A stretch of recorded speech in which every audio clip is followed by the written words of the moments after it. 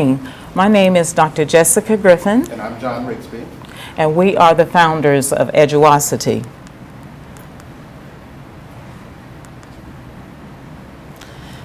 Eduocity is an education technology company that was developed as a clearinghouse for training, curriculums, and education models for urban communities. We specialize in micro-content curriculums, and our micro-content curriculums are basically our conceptual framework. Our courseware is the implementation and the execution of that conceptual framework. And our e-delivery systems are the web-based solutions that we use to represent the conceptual framework.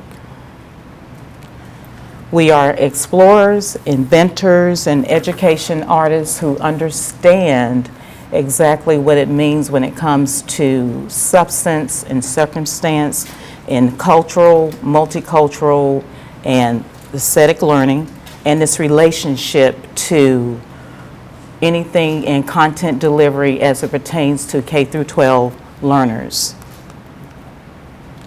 We also are the creators of something called EDU Bridges and supportive curriculums. EDU Bridges is our urban education model, and supportive curriculums is the proprietary framework that we use that's behind micro-content courses. Our focus for our innovation is developing the practical learner, and of course a natural question is, what is the practical learner? And in our view, the practical learner is a better learner. And to better explain this, I'd just like to speak very briefly about EDU Bridges and its integration and how we use our education model to really depict micro-content courses. And this is just a brief overview, so you basically see all of the elements that it contains with the aesthetic learning, multicultural education, substance, and I'm not going to go into each of them, but I just wanted to give you an overview of the practical learner and all of the components it contains: relevance, intrinsic value, emotional intelligence. And basically what this model allows us to do, it allows us to take cultural education, multicultural education, aesthetic learning, the models that we use in order to develop micro-content courses and kind of put it in a one presence. And that's why we call it EDU Bridges, and that's how we develop the practical learner. John will go into more in depth about how this model really connects to our micro-content courses. So you can, if you have any questions, we'll address them later. John. Good morning again. I'm here to discuss the innovation. What we've done is we basically took something that's become pretty traditional and turned it into the next level of innovation. We took the standard ebook, which is typically PDF driven, and turned it into a web-based solution. So we can literally take any subject matter, it doesn't matter what it is, and we can actually bring it into the innovation that is surrounded by this theoretical framework. Okay, we created something called micro-content courses. Micro-content courses. Micro-content courses are basically drilled down subject matter.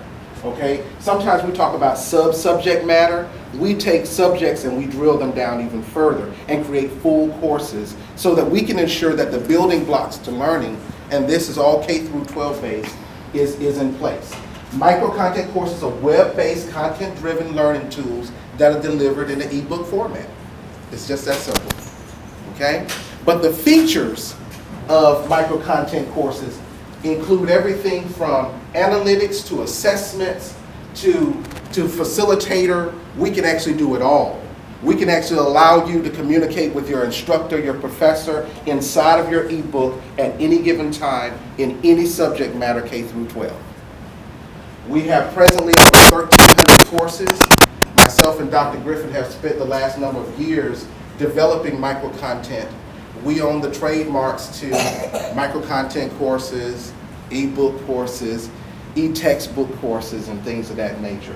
I'd invited our patent attorney to come today. He wasn't able to make it, but I definitely wanted you guys to meet him so he can maybe share with you who are interested in moving forward in that direction. But let's talk a little bit about this. Everything that we have is delivered in English, mathematics, social studies, and science. In every subject you can name, from calculus to trig to all your English subjects and sub-subjects, we can actually create courses and have created courses and courseware in that area. Okay?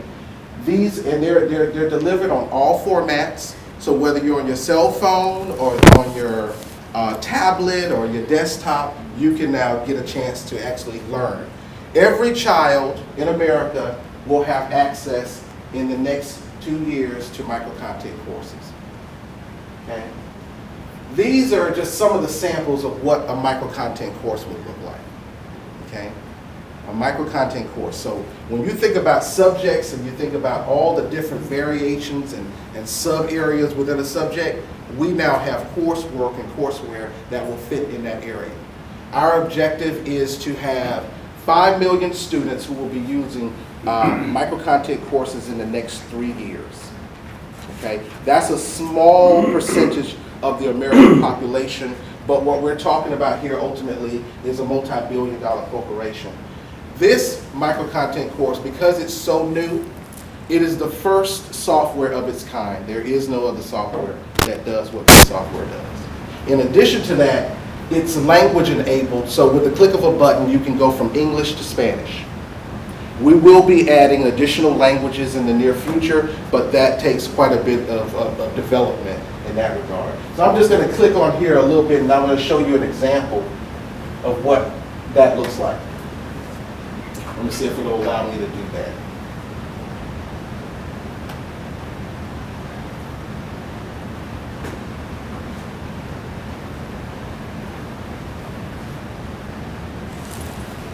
Okay, it's not coming up on your screen here. Let's see here.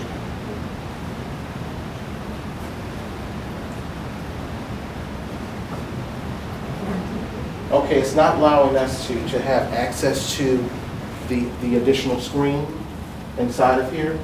Only the PowerPoint. Let me see if I can minimize the PowerPoint and see if it comes up. You think I can minimize the PowerPoint?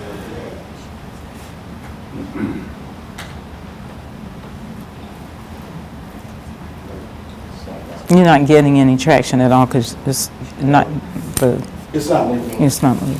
But guys, that ultimately is what micro-content courses is. I hate I can't give you a full example, but what I will say to you is this: we are so super stoked, and we've been super stoked for years because we've been working methodically behind the scenes for years developing our technology. We have some of the greatest technology partners in the world out in California. We partnered with Ocean House Media, which is one of the premier gaming organizations and book organizations in the country. We're so happy and proud to have them as our partners. And we're happy that we're actually here in Pensacola from a small town, and people always ask us, well, where is Pepsi Cola? And we say, no, it's Pensacola. And they say, well, we don't know Pensacola. I say, well, you will. You will, because we're going to make sure that everybody knows that in the small town of Pensacola, we created one of the greatest innovations in education that they've ever seen. The children are going to be connected, so connected to their micro-content courses because it's relevant. Imagine this. When I was in college, I had professors that I wished everybody in the world could see. I mean, literally some professors who, they were talking about subjects 300 years ago, and it's like they were there. Now imagine if I could take that same professor and I can put him in front of every student in the world. Imagine. Imagine if we had a vehicle that I can take the most substantive, nuanced information and I can deliver it to that student where they are, no matter where they are. Imagine in the classroom where a teacher only has a couple of minutes to review a subject area, and she doesn't have any more time to give to the student, she can direct them directly to his micro-content courses. Imagine that. Imagine that there is 30, 45 minutes of video training per micro-content course. Imagine it's built-in assessments. Imagine that there are quizzes. Imagine all of those things are capable, and all of those are capable right within the ebook. That is what micro-content courses represents. And in the very near future, you're going to give a chance. In January, we're starting our pilot in Gary, Indiana. We're very, very excited about that. And we're just excited about the whole idea of micro-content courses being a household name. Any questions? Dr. Griffin, please come on. Yeah. A whole bunch just jumped out at me, but you guys being from Pensacola, you know our school system here in Muscogee County. We're trying to make Pensacola the best place in the country to live, and you can't do that until your education system is. So is this, I love that you're from here. Is there any, what was the impetus? What was the beginnings of saying, we really need to do something on, what was the why? I think, well, we started off, we have several companies. So our first company was the Soft Skills Training Institute. Yeah. And what we did is we produced all of these resources that go along with our classes. So we were talking to a gentleman one day, and he asked us, what's more important, the presentation or the resources? And we said, well, wow, well, both of them are important. So our deal was then, well, how do we integrate the resources and the training? Lloyd, we were talking with Lloyd one day, and Lloyd, a few years ago, actually turned our first resources that we developed into ebooks. He sure did. And from the ebook, we said, well, you know, that doesn't go further enough because we need all of the classroom tools inside of here. Because guess what? They have the resource, but they can't get the trainer. So that's where we came up with the idea of creating something further. And we realized it was hampered by the traditional format for which ebooks were delivered. So there is an entire new way of thinking that you have to come up with in order to really process how to deliver this stuff. So that's what we did. Yeah, and in addition to what John is saying, we also had to understand the deficiencies that exist in the classroom. You know, where you have students that are there, but they're not learning. They're not speaking up because they're nervous, or they're fearful because of the way that individuals will view them if they don't sound proper. So because of the disconnect of that, this allows a student to be home, on the bus, working out, whatever, and they're able to access any subject area, and they can access a facilitator or a teacher right on the spot, send questions, highlight, send that information over, and they can review it over and over again, and they can really get it. That's what micro-content courses is. It's just think of it as a syllabus. And you know, in a syllabus, you have all of these high-level areas and then some subcategories, as John spoke to earlier. And when you see the subcategories, think about it as even a deeper, lower level. So that's what we take the student to, the deepest, lowest level possible, because you never know where the disconnect exists. But if they have all of these pieces in a micro-content course, guess what? They'll get it, and they'll go over and over and be able to get the understanding. And it's not so much on the teacher anymore, because this is not to replace the teacher. This is to give support. That's why it's called supportive curriculum. And I think that's important to recognize. Yeah. What we're talking about here is classroom support. Right. We're not talking about replacing the traditional classroom model. So Right. when teachers and principals, administrators here, they said, well, you know, what would keep a student from actually just not going to school and just taking all your micro-content courses? And we emphasized education support for learners. We're not a replacement for classrooms. That's right. Did you have a question? Sorry. Yes, I've been in education for 20 years or so, and I can see this platform being used in different varieties across the country. I have a two-pronged question. So one is, what's the cultural content? What does that look like? And secondly, is this a platform for kids to basically review or actually get credit to work towards something? Well, at this point, it's going to be reviewed. We're working on accreditation on all levels. That's one. On the second side, the cultural and the multicultural pieces come in because we're able to add and customize this resource. And I didn't get a chance to show you all the sample, But every school district can have their own customized version Yeah. of what their micro-content courses are. It allows us to do that. The multicultural piece comes in because guess what? Classrooms where we talked to some students a couple of weeks ago, and many of them had never had an African-American teacher. Yeah. But guess what? I can get you African-American instructors in every subject there. In addition to that, I can get you Hispanic. Yeah. We talked with a young lady yesterday from Kazakhstan. And she who had speaks never. fluent Russian. And She I had can get never- her. But and guess what? She could literally be teaching your child. She could be teaching Russian. She could be teaching whatever. I mean, she speaks like four languages, yeah. But imagine that we can take the best of the best And the brightest and bring give them to into your this child. view, the one presence. And to get a little bit more deeper in your question about the cultural and the multicultural aspect, the reason why we have the facilitators live, because if kids see individuals that look like them and sound like them, they are deemed to be more successful in the classroom or outside the classroom. When they're talking to friends now, they have a lot more substance in their conversations and discussions. So the cultural and the multicultural component is very critical because now it's relatable. One child could see a ball and they could call it a basketball. Another child could see a ball in another culture and they could call it something else, a fruit. So it just depends, but that's why we did what we did, because of the disconnect. People learn differently. Yes. Curious about the business model. So who's the payer? The payer is, we actually charge through FTEs because these are actually considered school supplies. And FTE stands for full-time equivalent, for those of you who are not in the school system. So if I'm in DC charges, they're like 23,000 and some change per student.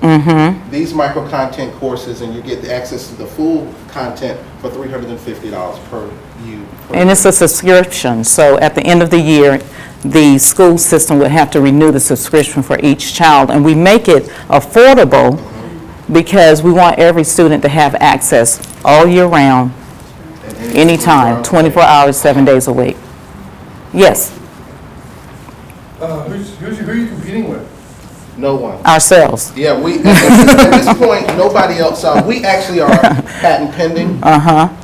So this process actually belongs to us. Yeah. And only to Is us. that for micro content? No, it's for the booklet, Yeah, the booklet. the technology Yeah. itself, The way it's presented, no one else can use it the way that we're using it. which is why we cornered off the area the way we did. Yeah, So with ebook this learnings and moves into everything. textbooks because we actually are moving in that direction now.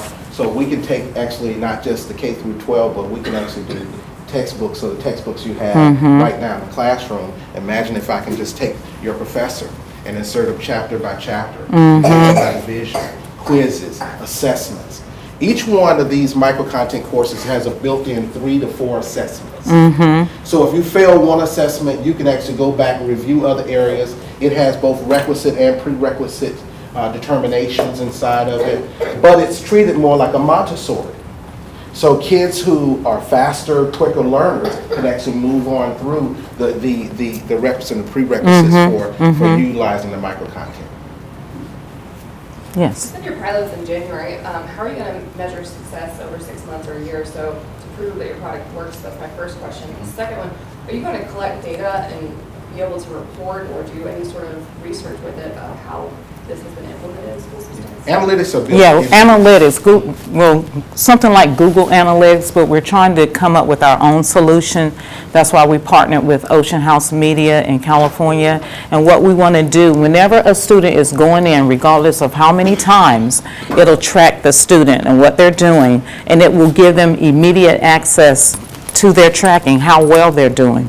And if they have a weakness, instructors can actually access that information and help and kind of guide and tailor and customize more for the students so they'll be able to learn in a different way or even review areas that they may be weak in. But that's why we have the analytics built in. And the success rate? Well, the success rate is based on gains. It's actually Yeah. on classroom gains. So our entire tracking is done in the traditional manner in that regard, Now, the assessments are one thing, and once the accreditations are done, students will actually be able to use these as accredited models for going through the classroom. But that's down the road, of course. Yeah. Yes. Yeah, the accreditation process is a Tedious and very long. tedious process. But it costs a lot of money. Yeah. A lot of money. So we're not just looking at the base area. At this point, all investments have been done by Jessica and myself, so that we own every part of what we're talking about here. It's just much easier when it's done that way. With the fundraise that we're about to embark on now, we're dealing with some people out in California who will have to foot some of the bill for some of the other things that we're looking at right now. We didn't want to do it that way, but it's quicker to market that way. Yeah, and it's so hard to let go your baby, you know, that you've been living with for 7 years and nurturing and shaping. It really is difficult, but in order for us to evolve to the next level, you know, we have to let it go. Some of it, not all of it, just a little bit. Well, the Yes. software itself, for something like this, the software itself costs a couple $1 million. Okay. Getting into the trademarks and the patents, and depending on what attorney you're dealing with, can be a whole another process. Now, we're a couple of years deep into our patent process, and we're very, very happy and pleased with the process with the progress that we've made in that regard too.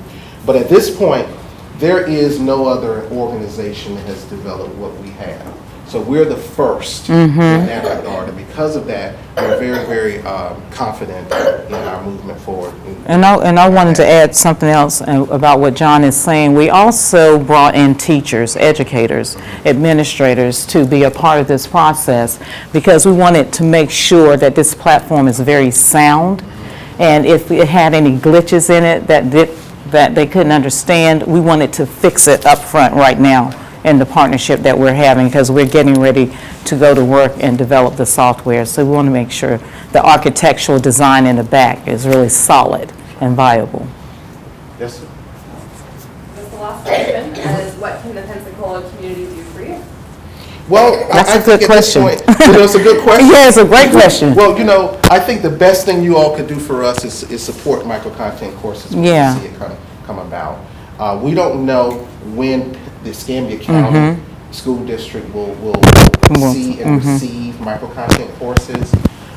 Most of the major areas that we've dealt with are places like New York, DC, Washington, Maryland. DC, Dallas, Houston, more urban-centered school districts.